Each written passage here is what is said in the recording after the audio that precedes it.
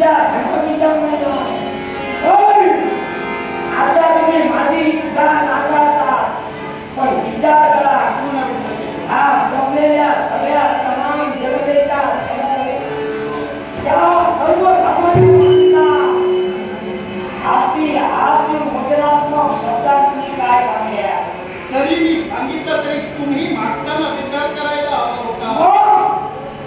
आज मी चुकलोय कारण तुमचा जो अधिकार नाही हा राजा आपल्या नक्कल तत्वाची आणि शब्दाची निगडीत राहणाऱ्या त्याचा अभिदा मग वचन तुमचा मन असा या जनतेच्या समोर साऱ्यांचा मोठमोठ्यांचा राजा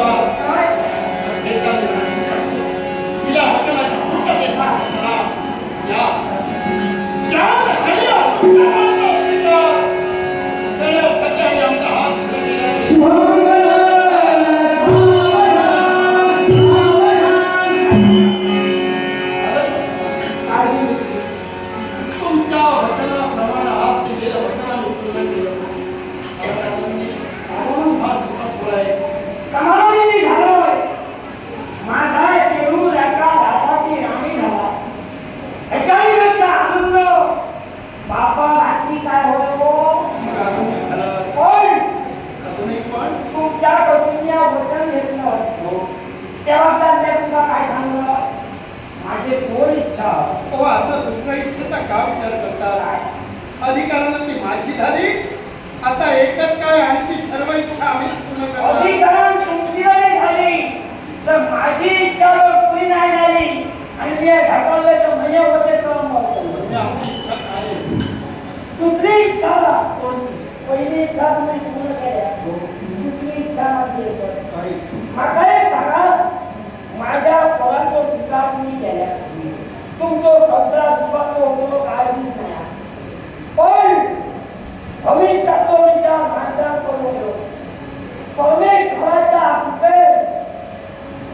तुमच्या दोघांच्या मिलनात तुमचा काय आपण पण यामध्ये जेव्हा संतती प्राप्त झाल्यानंतर तुमच्या पहिल्या बायको म्हणजे सध्या तुमची संतान प्राप्त झाली आहे. ती कालांतरा हळूहळू मोठी होत जाते. ती मोठी झाल्यानंतर तुमच्या राज्यात तो युवराज होणार जगप्रसिद्ध भारतीचा पुत्राची जाते. युवराज म्हटल्यानंतर त्या युवराजा सुद्धा तेवढे अधिकार मान्य असते. समजा न जाणो नकळे भूतो न भविष्यते. युवराज झाल्यानंतर तुमचा पुत्र मोठो झाल्यानंतर तुमच्या पुत्राचं समजलं की आपली सावत्र माता म्हणजे हे रस्त्यावर नृत्य करणारी नृत्यांगना होती.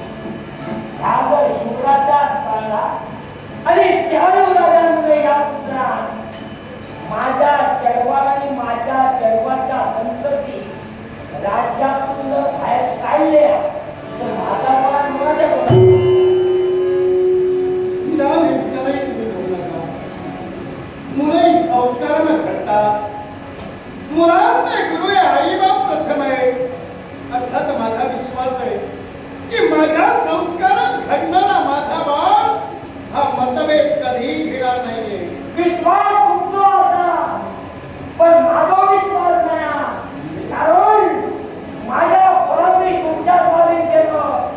आयुष्याच्या अंतापर्यंत माझ्या पोरामागा समाधान केला. दुसरी इच्छा माझी एकच आहे. भविष्यात येणारा बीज मी ह्या घटनेत तुमचा सांगितलं.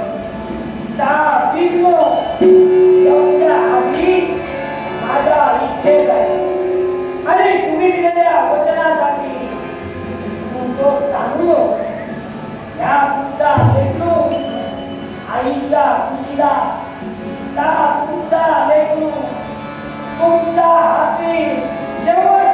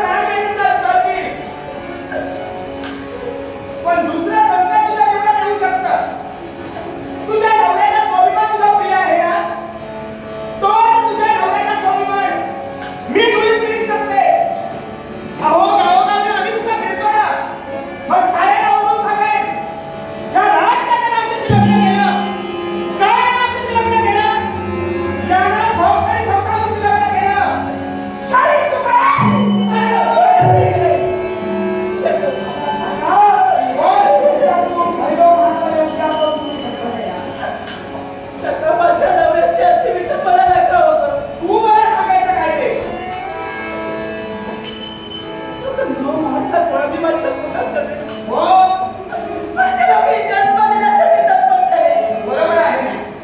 पण सहज तिच्या मुखातून बाहेर पडले शब्द, "या मुलाचा आरंभ." मारू नका. मग एका मुलाची आई आहे. हो, बरोबर आहे. मी सुद्धा आई होईन ना. मग स्त्रीचा बाळपण म्हणजे स्त्रीचा दुसरा जन्म. प्रसंगाच्या अंतयात्रा सोसून या बाळाला मी जन्म दिला ग. आईचा नंतर आपल्या मुलाची व्यथा मग आई समजून शकते. हमको उनका नहीं लगता तो हमारे ऊपर नहीं आना चाहिए